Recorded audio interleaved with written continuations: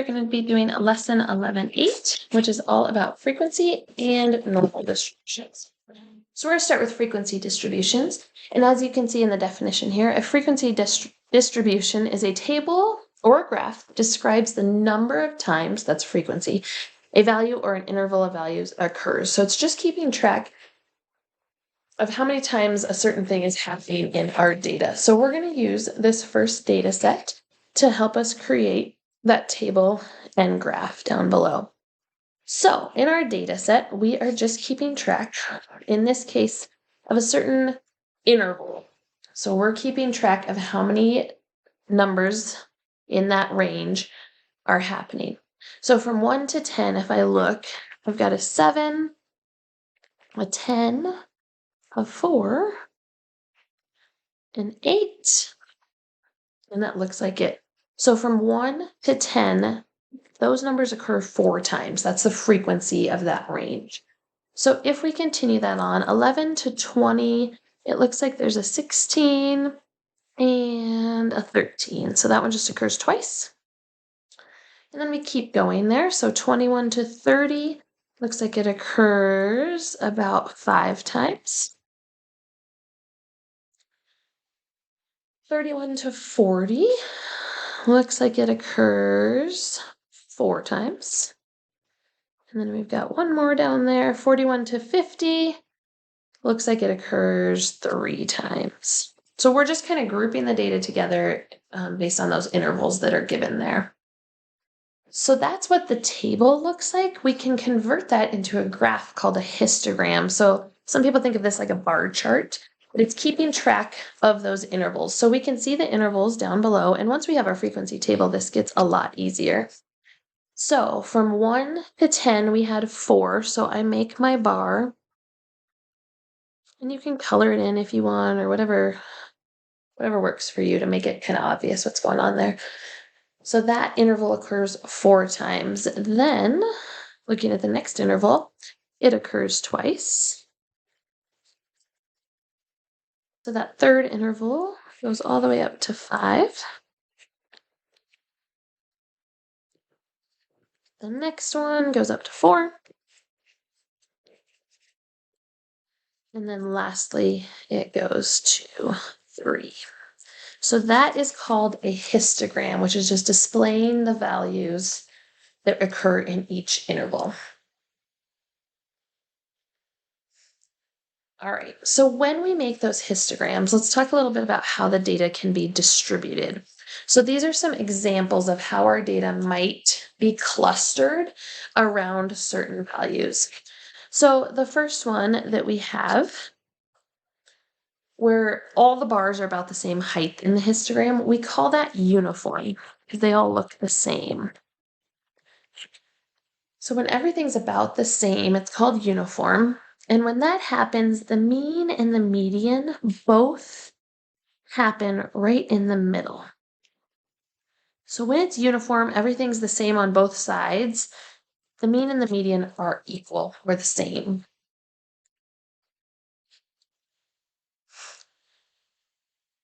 So moving to the right there, this one, where it's got that peak in the center and the sides look the same, we call that a bell-shaped curve.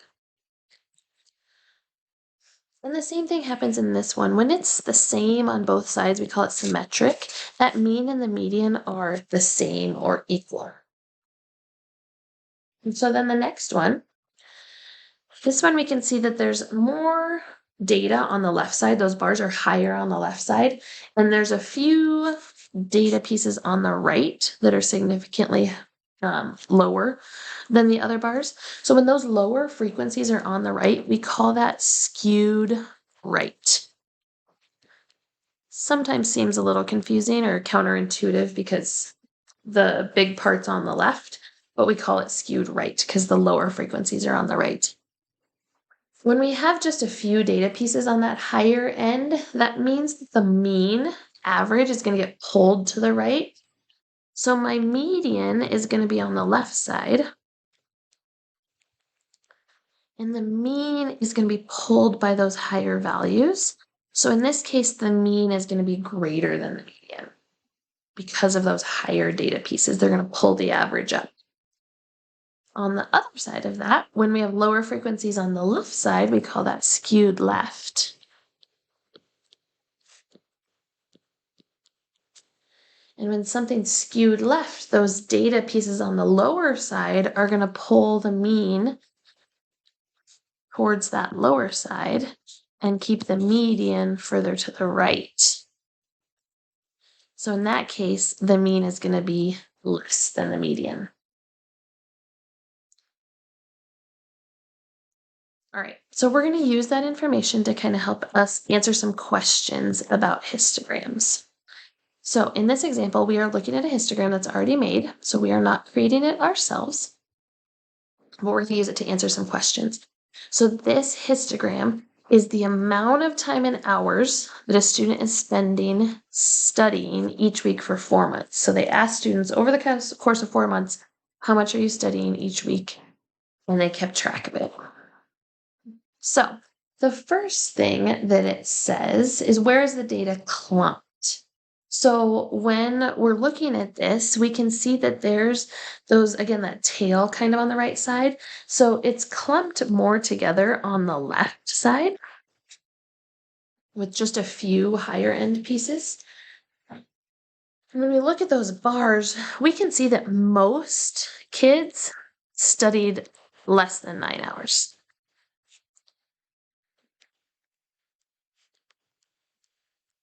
The majority of our data is in those left 3 bars.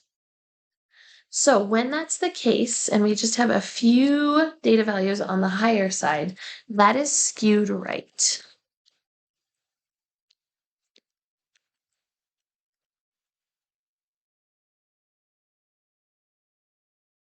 And we know from before that when something's skewed right, that generally will make the mean get pulled towards the right.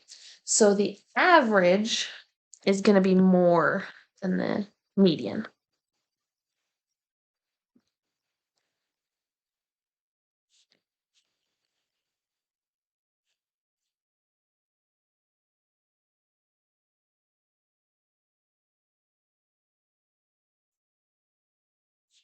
Mean is going to be higher than the mean. All right, so it says about what percentage of the students, or excuse me, about what percent of the time did the students have 7 to 9 hours of studying? So when we're looking for that percent, we're going to take the part over the whole. So the part that studied 7 to 9 hours, if we look at our bar chart, that bar is 6 high. Over our total, so that was the part that we were looking at, we're going to put it over our total. If we add up all of the bars, so we have 2 plus 4 plus 6 plus 3 plus 1 plus 1, when we add all those together, they talk to 17 total students. So that's about 35%.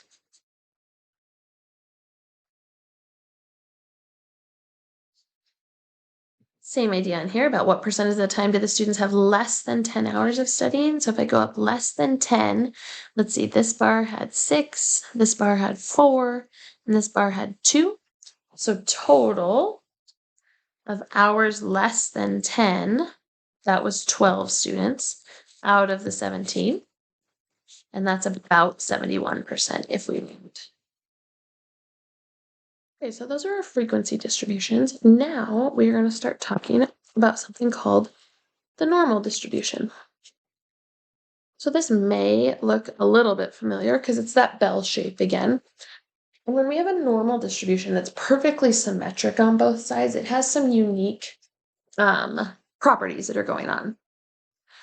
So let me zoom out a little bit so we can see it kind of all at the same time. So some properties of this normal distribution, or this bell-shaped curve. So it's symmetric on both sides, and that symmetry happens around the mean, which we use the Greek letter mu for. Looks like a U, but with a longer tail on the left side.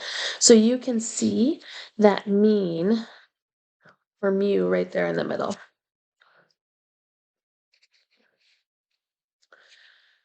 So when we look at this curve, one thing that is of interest around this is that the total area under the curve represents the entire probability of something happening. So that would be equal to 1 or 100%. So that probability is something that's really important that we're going to investigate more as we go through this. So when we are looking at that normal curve, we start to notice that there is one standard deviation above the mean and one standard deviation below the mean. So we want to remember that the standard deviation symbol is that sigma, that Greek letter sigma.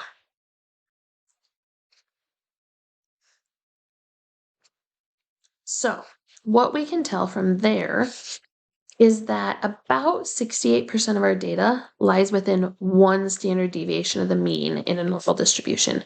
So between one standard deviation higher than the mean and one standard deviation lower than the mean, we get about 68% of our data within that.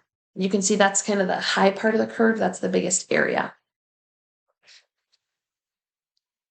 If we go one more standard deviation out, so we go within 2 standard deviations, now we're all the way up to 95% of our data being in that range of 2 standard deviations above to 2 standard deviations below.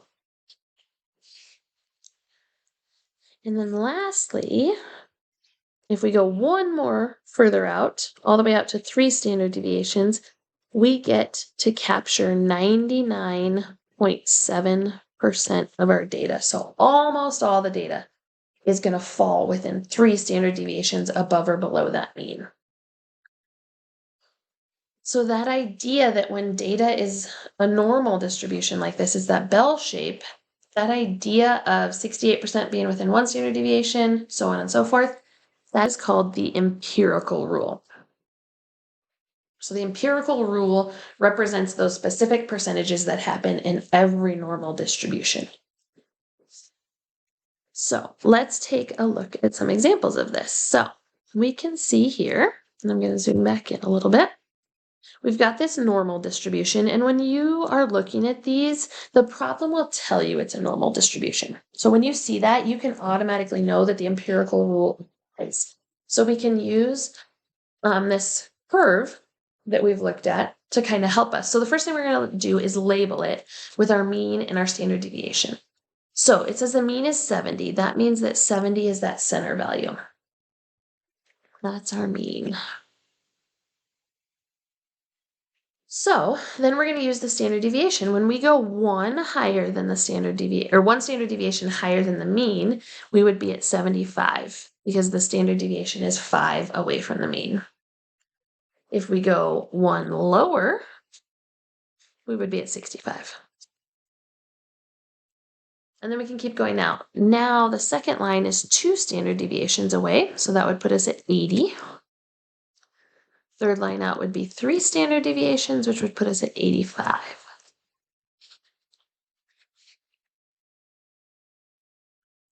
And then again on the other side, if we go down 2 standard deviations, we're at 60. Down 3 standard deviations, we're now at 50. So the first thing we always want to do is just kind of lay out that distribution so that we can use it to answer some questions. So the next question that they're asking us is about what percentage of the scores are between 65 and 80. So if I look at 65 and 80, I can see that we have 3 kind of chunks, if you will. So from 65 to 80, I have 34%, 34%, and 13.5%. So if I add those up to get my total, I would get 81.5%. So 81.5% of those test scores fall between a 65 and an 80. Looking at that next one, it says what's the probability that a student scored more than 75? So more than 75 is everything to the right of 75. So those combined, we get 13.5% plus 2.35% plus the remaining tiny little bit down there, which is 0.15%. If we add those all together, you get about 16% total. So 16% of the scores were more than a 75%. All right, next up, it says about how many students scored more than an 85. So if we're looking at our graph, we can tell that more than an 85 was only 0.15%. So we know what percentage it is, but they want to know how many actual students it is. So if we look at our original problem, we can see there were 1,000 test scores. So if we take that percentage times the 1,000 students, we figure out, remember that when we convert that to a percentage, it's going to be 0.0015 times 1,000. That gives me about 1 student.